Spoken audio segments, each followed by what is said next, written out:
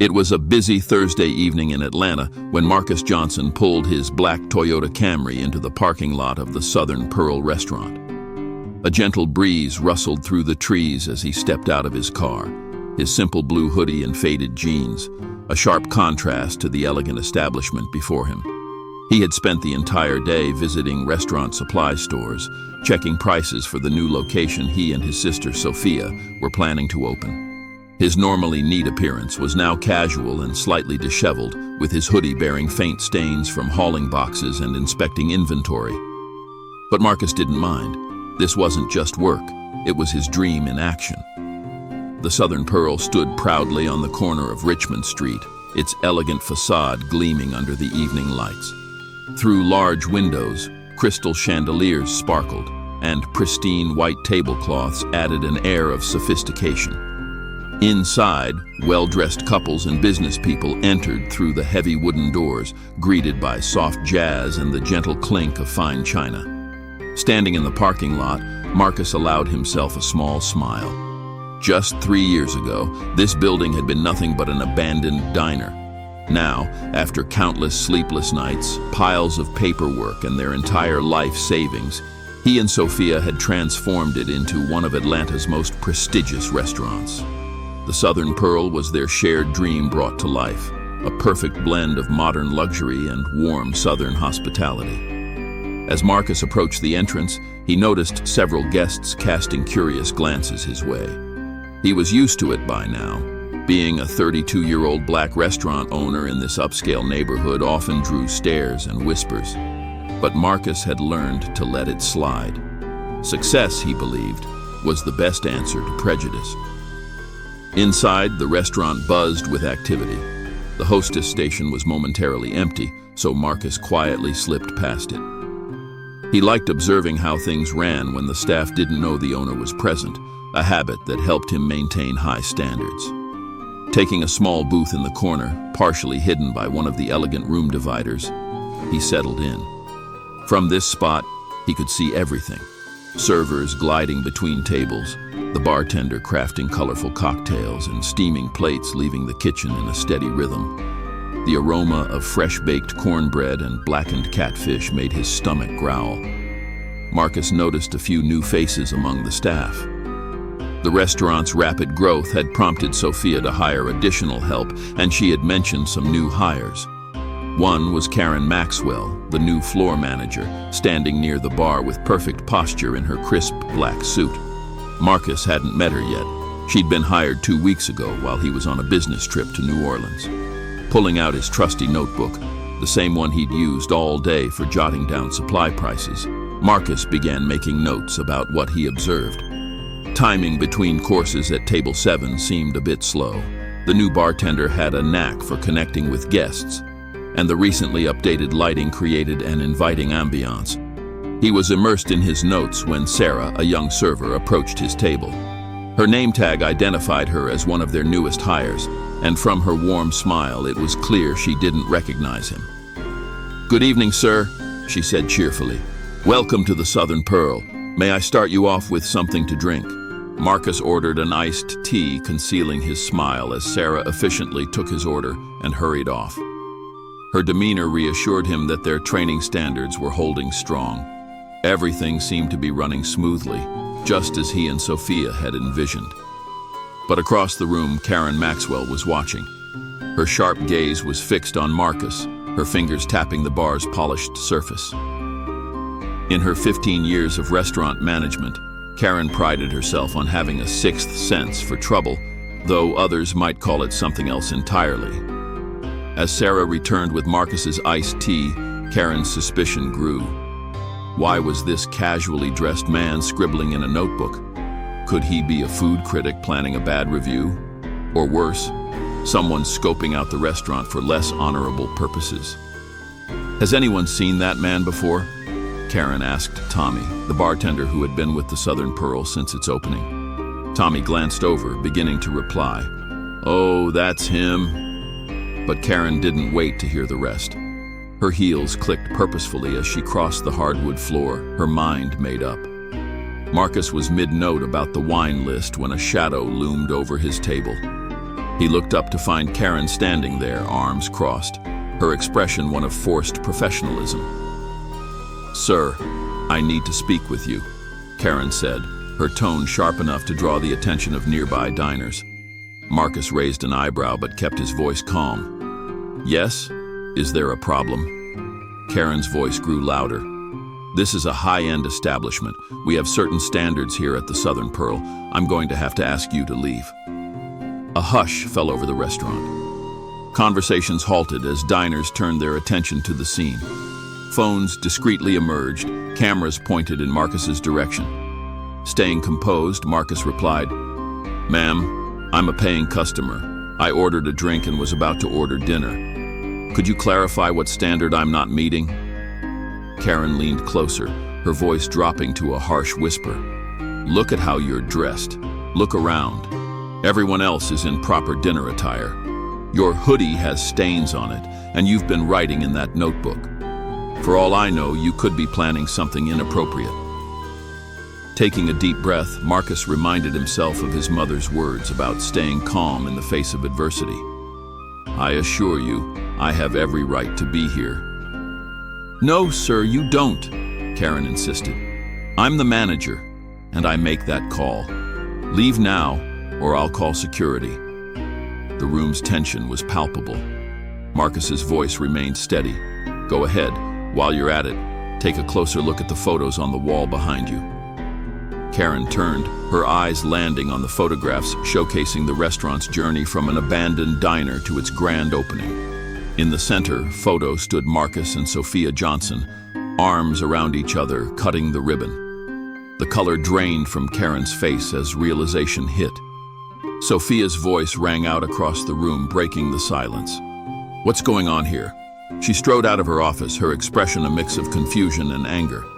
Spotting her brother, she added, "Marcus, did you finish checking those suppliers today?" The word brother echoed through the room, silencing Karen and leaving the diners stunned. Phones were still raised, recording every second. Marcus stood up slowly, notebook still in hand. At his full height, Karen had to tilt her head to meet his gaze. "You didn't ask who I was," he said quietly, his tone steady but firm. "You just made assumptions. Isn't that right, Miss Maxwell?" By now, murmurs had spread across the restaurant. An older white couple near the window exchanged disapproving glances, not at Marcus, but at Karen. A group of young black professionals at another table furiously typed on their phones, likely sharing the unfolding drama. "I want everyone to see what happened here tonight," said a woman still recording. "This is exactly what we deal with every day, even in 2024. Tommy, the bartender, stepped out from behind the bar. "I tried to tell you, Miss Maxwell," he said, his voice tinged with regret. "I tried to tell you that was Mr. Johnson, but you walked away before I could finish." Nearby, Sarah, the young server, stood with tears in her eyes. "Mr. Johnson," she began hesitantly, "I'm so sorry. I should have said something when Miss Maxwell started." Marcus raised a calming hand, stopping her mid-sentence. "Sarah, you did nothing wrong. You treated me exactly as you should treat any customer, with respect and good service. That's exactly what we train our staff to do." Sophia approached, her phone in hand, and her expression deeply concerned. "Marcus," she said, "it's already on Twitter. Videos of the whole thing. People are sharing it like crazy." Indeed, phones buzzed throughout the restaurant as the incident began to go viral. Local news outlets were already picking up the story. Restaurant manager tries to remove black owner from his own establishment. Karen's posture sagged under the weight of the unfolding situation. "Please," she whispered, her voice shaky. "I didn't mean. I was just trying to maintain standards." "Standards?" Sophia's voice cut through the tension like a blade. "Our standards are about treating every single person who walks through that door with dignity and respect.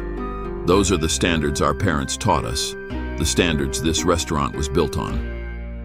Marcus scanned the room, taking in the shocked expressions of diners, the embarrassed faces of the staff, and Karen's trembling frame. He had worked too hard to let this moment devolve into just another viral story about discrimination. It needed to mean more. "Everyone!" he called out, his voice commanding attention. The room fell silent, all eyes on him. What happened here tonight is unfortunate, but it's also an opportunity, a teaching moment. He turned to Karen, whose pale face reflected her regret. "Miss Maxwell, you're going to learn from this. You're going to understand why what you did was wrong, not just for this restaurant, but for society." Sophia stepped forward, her voice resolute. "Starting tomorrow, we're making changes, big changes. The Southern Pearl isn't just about serving good food, it's about serving every person with dignity." The restaurant buzzed with murmurs again. Some customers nodded in approval at their words, while others continued recording, capturing a story that was transforming before their eyes. A local news van parked outside, its lights flashing through the restaurant's windows. The story was about to expand far beyond social media. Marcus looked at Sophia, then back at Karen. "Miss Maxwell," he said, "we have a choice to make right now. We can let this be just another viral video of discrimination, or we can turn it into something meaningful. Which would you prefer?" The next morning, the Southern Pearl didn't open for breakfast service. Inside, however, the restaurant was anything but quiet. Marcus and Sophia sat at a large table with Karen Maxwell, while news vans lined the street outside. The videos from the previous night had garnered millions of views, and reporters eagerly awaited updates. Karen sat with her hands wrapped around a coffee cup, her fingers trembling. She had spent the entire night reading comments online, many of them scathing. People called her terrible names, and some even shared her personal information. Sleep had eluded her. "I've lost everything, haven't I?" she asked quietly, her eyes fixed on the dark liquid in her cup. "My career in restaurant management is over. No one will ever hire me again." Sophia glanced at Marcus, whose fingers drummed thoughtfully on the table. Sunlight streamed through the windows, casting a warm glow on the crystal glasses that sparkled nearby. "Tell me, Karen," Marcus said after a long pause, "why did you really think I didn't belong here?" Karen began to offer her rehearsed response about dress codes and maintaining standards, but Marcus raised a hand to stop her. "The truth, please. If we're going to fix this, we need honesty." Tears welled in Karen's eyes as she struggled to find the right words. I guess I've always had certain ideas about how people should look in fancy restaurants. When I saw you in casual clothes, writing in that notebook." She hesitated, her voice barely a whisper. "I wasn't really worried about the clothes, was I? I made assumptions because of your skin color, didn't I?" Marcus nodded slowly. "The first step is admitting it. Now, what do you think we should do about it?" At that moment, Tommy entered, followed by Sarah and several other staff members. They froze when they saw Karen seated with the Johnsons. "Come in, everyone," Sophia said, gesturing them forward. "We need the whole team here for this." The staff gathered around, some taking seats while others stood awkwardly. The room was thick with tension. "Last night," Marcus began, addressing the group, "we experienced something terrible. But instead of just firing Miss Maxwell and moving on, we're doing something different. We're going to learn from this." He stood and moved to the center of the room, commanding the attention of everyone present. The Southern Pearl was never just about serving fancy food. Our parents taught us that a real restaurant is about bringing people together, about treating everyone with dignity, no matter how they look or what they wear. Sophia joined him. "Starting today, we're launching a new training program. Every staff member, from dishwashers to managers, will learn about unconscious bias, cultural sensitivity, and true hospitality. And Miss Maxwell," Marcus added, looking directly at Karen, "will be the first to go through it. If she's willing to learn and change, she'll help us develop it for others." Karen's head snapped up, her expression a mixture of shock and gratitude. You're not firing me?" "No," Marcus said firmly. "Running away from the problem doesn't solve it. But you'll be on probation, working directly under Sophia's supervision to create training materials based on what happened here." The staff exchanged glances. Some nodded in approval, while others remained skeptical. Sarah hesitantly raised her hand. "Mr. Johnson," she said, her voice small but steady, "could we also learn how to speak up when we see something wrong?" I feel awful for not saying anything last night. Excellent suggestion, Sophia said with a smile. That will be part of the training too. Marcus pulled out his phone, showing everyone the latest headlines. Restaurant owners turn racist incident into teaching moment. This is bigger than just us, he said. Other restaurants are reaching out, asking about our program. This could change the industry. Karen stood, her hands trembling. I don't deserve this second chance, she said, her voice breaking.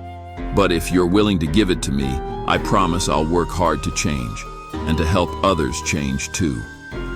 Marcus extended his hand. That's all we can ask for. Change. One person, one restaurant, one moment at a time. As they shook hands, camera flashes lit up the windows, capturing not a moment of shame, but one of transformation. Karen, Marcus called out after the training session ended.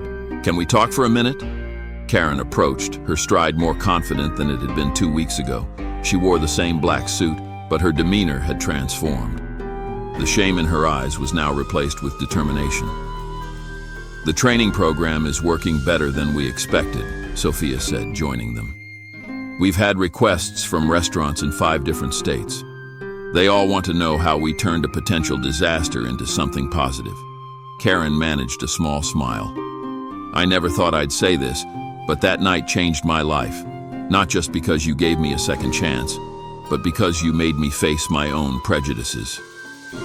Just then, Tommy, the bartender, burst in, brimming with excitement. You won't believe this. The mayor's office just called. They want to give the Southern Pearl an award for promoting unity in the community.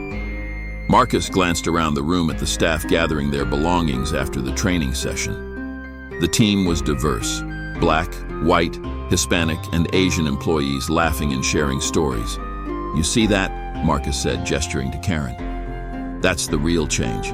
It's not about the awards or the news stories. It's about people learning to see each other as human beings first. Sophia checked her reservation list. Tonight's going to be busy. We've got people coming from 3 different states just to eat here. They want to support a restaurant that stands for something good. Karen straightened her jacket and picked up her training materials. Should I share my story with them? About the incident and my mistake? Yes, Marcus said firmly. Because it's not just your story anymore. It's about how people can change, how businesses can do better, and how a bad moment can spark a movement for good. As they left the private dining room, the sounds of the bustling kitchen greeted them, chopping, sizzling, and lively chatter. The Southern Pearl had become more than just a restaurant. It was now a place of learning, understanding, and transformation. At the hostess station, a new sign read, "Welcome all who enter here." Small but powerful, it encapsulated everything the restaurant now stood for. 1 month later, the Southern Pearl hosted its largest event yet, Breaking Bread, Breaking Barriers. The elegant dining room brimmed with people from all walks of life, business executives, construction workers, and families, all dressed however they felt comfortable. At the front of the room stood Marcus, wearing the same blue hoodie from that fateful night. This time, no one questioned his presence. Next to him, Karen adjusted the microphone, preparing for the most important speech of her life. Good evening, everyone, she began, her voice steady despite her nerves. 1 month ago, I stood in this very spot and made the biggest mistake of my career. I judged a man based on his appearance and the color of his skin. That man turned out to be my boss. But more importantly, he became my greatest teacher. The room was silent, the weight of her words hanging in the air. Among the audience were journalists from major outlets, restaurant owners, and even celebrities drawn by the story of the Southern Pearl's transformation. Thanks to the Johnsons, Karen continued, our training program has reached 50 restaurants across the country. We call it Open Hearts, Open Doors, and it's changing how the industry thinks about true hospitality. Sophia stepped up next, standing beside Karen. Since that night, we've served over 10,000 customers, she announced, and we've made one simple rule. Everyone is welcome here, exactly as they are. Applause erupted as servers brought out a special menu created for the evening. Each dish told a story. Soul food served on fine china, street food elevated to gourmet status, and cherished family recipes prepared with pride. Tommy, now the head bartender, presented cocktails with names inspired by lessons learned. The most popular, Don't Judge a Book, served with a small note sharing Marcus's story. Sarah, who had become the face of their training videos, moved around the room, taking photos for the restaurant's website. Its homepage would feature real customers, showcasing the diverse community that now defined the Southern Pearl. "Look at this," Marcus whispered to Karen, showing her his phone. Their story had inspired a movement. Restaurants nationwide were loosening strict dress codes, focusing on service over appearances. The hashtag #WelcomeAll was trending nationwide. A young black businessman stood to share his experience. "Last year, I was turned away from an upscale restaurant because I wore sneakers after work. Today, I own 3 successful companies, and every business dinner I host is at the Southern Pearl. Because here, they see people for who they are, not what they wear." Karen wiped away tears as she listened, reflecting on how close she had come to being remembered as the manager who discriminated. Instead, she was becoming known as the woman who helped transform an industry.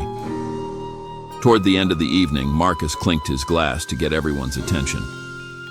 "When our parents opened their first small diner 30 years ago," he said, "they taught us that food brings people together. They said a true restaurant feeds both the body and the soul. Tonight, we're not just serving dinner, we're serving hope." The mayor, present to give the Southern Pearl a Community Service Award, stood next. "This restaurant has shown us how one moment of confrontation can lead to a lifetime of change. They didn't just handle a crisis, they created a movement." As the evening drew to a close, Karen found herself standing in the same spot where she had confronted Marcus weeks ago. But now, her heart held purpose instead of prejudice, curiosity instead of fear. "Sometimes," she told a young reporter interviewing her, "our worst mistakes can lead to our greatest achievements, but only if we're brave enough to learn from them." Outside, the restaurant's sign glowed brightly in the night sky. Below the name, the Southern Pearl, a new tagline read, "Where everyone's story matters." 6 months later. On a sunny Sunday afternoon, Marcus stood before a crowd at the National Restaurant Association's annual conference in Chicago. Beside him stood Karen, now a nationally recognized speaker on industry reform. "6 months ago," Marcus began, "a simple decision to visit my own restaurant in casual clothes led to something none of us expected. Today, we're here to announce something special." The crowd leaned forward in anticipation. Restaurant owners, managers, and staff from across the country filled the hall. "The Southern Pearl Institute for Inclusive Hospitality is now officially open," Marcus announced. "Thanks to partnerships with 50 major restaurant groups, we'll train over 10,000 workers this year in true hospitality and inclusion." Karen took the microphone, exuding confidence. "My biggest mistake became my life's mission. That viral video? It's now a teaching tool. Students watch it and learn how unconscious bias can affect anyone, and more importantly, how we can overcome it." Back in Atlanta, the Southern Pearl had expanded into the building next door, converting it into a training center led by Sarah. The restaurant's walls featured a photo gallery titled "Our Community," celebrating the diversity of their patrons. "We're launching a scholarship program," Marcus continued. "Every year, we'll help 50 minority students attend culinary or hospitality management schools. We want to change not just how restaurants treat people, but who gets to run them." Karen smiled as she announced its name, the Second Chance Scholarship. The crowd rose in applause, among them graduates of the training program, now leading their own inclusive restaurants. Sophia joined Marcus and Karen on stage. "What started as our parents' dream," she said, "is now a movement to bring people together." As Marcus later flipped through his old notebook backstage, Karen joined him. "You still have that?" she asked, smiling. "It's full of stories about transformation," Marcus replied, "including yours." On the last page, his father's words were written in bold, "Food feeds the body, but kindness feeds the soul." That evening, Marcus's phone buzzed with exciting news. The Southern Pearl had just been named Restaurant of the Year. The following year, the Southern Pearl received recognition, not just for its exceptional food, but for its profound impact on society. Outside the National Restaurant Association Conference Hall, a line of young restaurant workers waited to register for training programs, each of them carrying the same dream: to create spaces where everyone felt welcome. The story that began with Prejudice had become a story of hope. The Southern Pearl had shown the world that sometimes the worst moments can lead to the greatest changes if we're brave enough to learn from them. In Atlanta, the restaurant's lights glowed warmly each evening, welcoming everyone who walked through its doors exactly as they were. 1 year later, on the first anniversary of the incident, the Southern Pearl hosted a special dinner celebration.